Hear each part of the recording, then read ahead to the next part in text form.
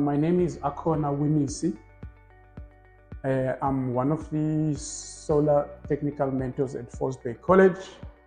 This is my colleague, Mr. Sinethemba Mpati. Together with him, we are the facilitators of this program.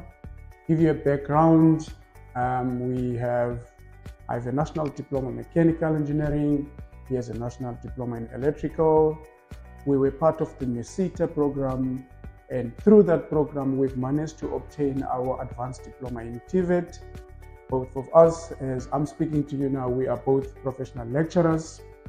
So, Bay College, recently we had the QCTO visit with regards to this curriculum, and yesterday it was confirmed that we have been accredited, and our program basically was funded by MESITA, as I have mentioned. So we are in the inverter room as we speak. I'm just going to take you through to a few equipment that we have here in the inverter room. Here we have our actual inverter connected to one of the structures outside where the panels are generating power in DC. So this is an inverter which is going to convert the DC into AC, which we're going to use in this house. And if you look down here, we have a lithium battery, which is used as a storage of that kind of power.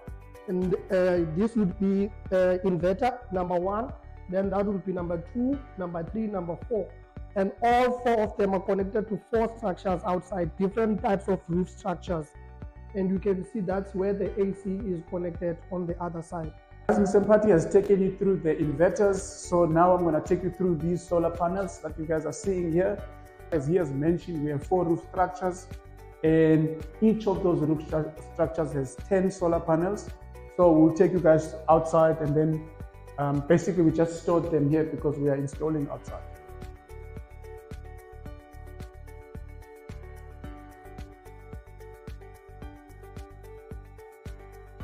We are standing on our solar site. As my colleague has mentioned, these are 4 roof structures. These are tiled roof structures, corrugated IBR, and he's mentioned that there's 4 strings which are going inside the inverter where we were. And so most of the practical learners will be doing their practicals in this site. And the qualification itself is an occupational qualification, NQF Level 5.